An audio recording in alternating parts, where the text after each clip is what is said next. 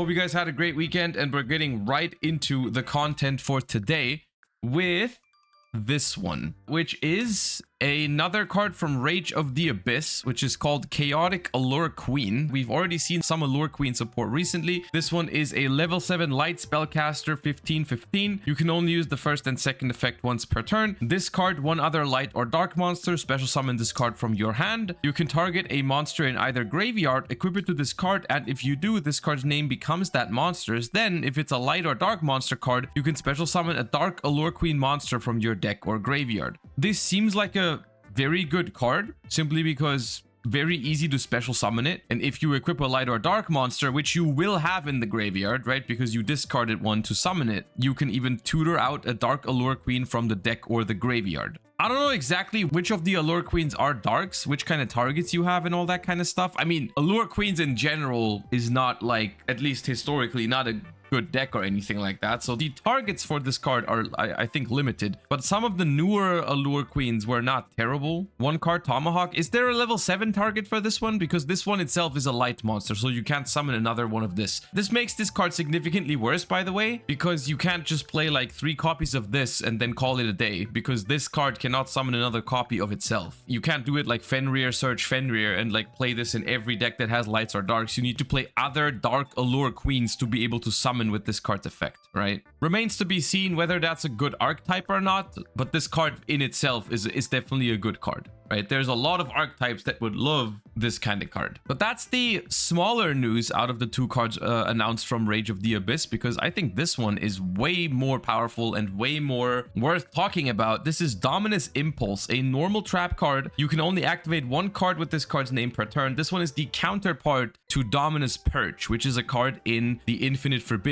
If your opponent controls a card, you can activate this card from your hand. When a card or effect is activated that includes an effect that special summons a monster, negate that effect. Then, if you have a trap in your grave, destroy that card. If you activated this card from your hand, you cannot activate the effects of light, earth, and wind monsters for the rest of this duel. So just for context, Dominus Purge has a different thing it can negate, and it locks you out of the other 3 archetypes attributes, right? Dominus Purge is negate an effect that adds a card from the deck to the hand, and you can't activate water, fire, or dark for the rest of the game. I would say, at least currently in Yu-Gi-Oh!, the drawback on Dominus Purge is way bigger than the drawback on Dominus Impulse. Water, dark, and fire at the moment are way more relevant than light, earth, wind. Conceivably, I could see decks that run this card, but I do think locking yourself out of half the attributes is always going to be a thing. Like this one, for example, even if light, earth, and wind are not the most common attributes at the moment, because of how like splashable and stuff like certain cards and extra deck cards are, the drawback is still real, right? You can't Appaloosa after you do this. You can't use this together with Effect Veiler. You can't use Fiendsmith, Selene, for example. You can't Zeus someone. If we're talking Master Duel, you guys are right. You can't Maxi. You can't Fenrir. There's a lot of cards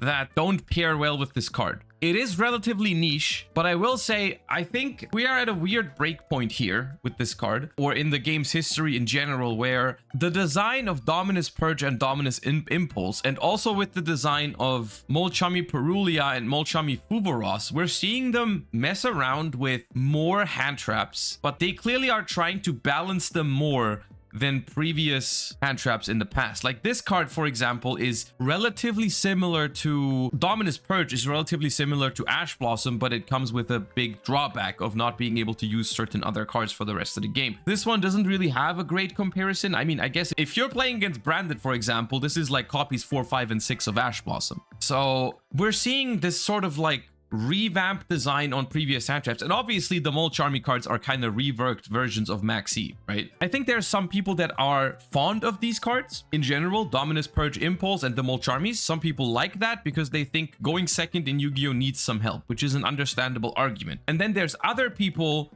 which are like, well, we want going second to be stronger in Yu-Gi-Oh, but we don't want more hand traps, right? Because there are people who are frustrated with the play patterns that hand traps can create, especially when they're being played in critical mass. And obviously, more hand traps being designed leads to these sort of decks that play a lot of hand traps being more sort of viable. Although the Dominus cards themselves, they lock you out of other hand traps. So like this one, for example, doesn't pair with Veiler or Bell or the new Molchami Fuvoros and all that kind of stuff, right? You can't pair them super well. Mourner is a wind, I think. In general, I do like the direction that this is going, in the sense that I like that they're putting proper restrictions on cards with good effects. Like, this card is a good card, but it is definitely restricted to the point that you won't just play it in every deck. There's definitely some consideration that goes into being able to play this card. Some decks will have the ability to play this card and will enjoy it. Other decks simply won't have the ability to play this card. I am kind of fine with the design on Dominus Impulse, a potentially very powerful card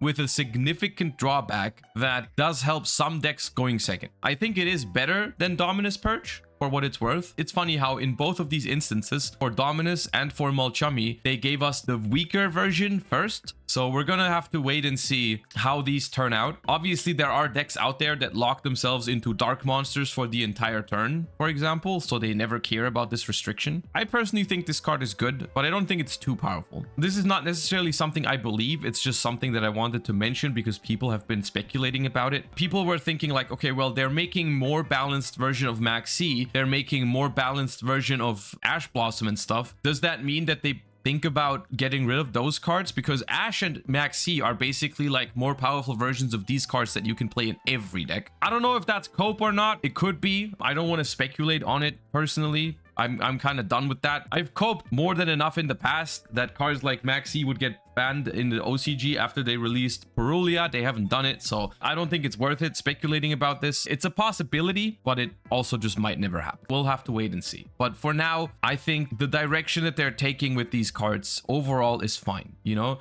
And that doesn't mean that I don't think, for example, Molchami Fuvaros isn't too powerful. I do think it's too powerful, but the direction I still agree with, right? Like a more balanced approach to hand traps, putting restrictions on it. Obviously, it can still happen that they create a card in the process that's too powerful. With this one, though, I think it's a pretty spot-on design, I would say. I've said this in the past. Hand trap design felt like an area of card design that they were kind of lacking in the last couple of years, because it's been a long time since we've gotten really new hand traps. Right, we got Bestials, which were kind of meant to be an archetype. It's just like coincidentally used as hand traps. Both hand traps and floodgates feel like they are really out of touch with modern Yu-Gi-Oh because they've been designed so far back. Like, we're talking Maxi 2011, Effect Veiler 2011, DD Crow 2007 or something like that. Some of them are too powerful, some of them are not good enough. It feels like the kind of area where they could maybe should make new cards and get rid of the old ones just to make sure they're properly designed for modern Yu-Gi-Oh. That's, at least that's my take on it, and I think this card is a good example of this.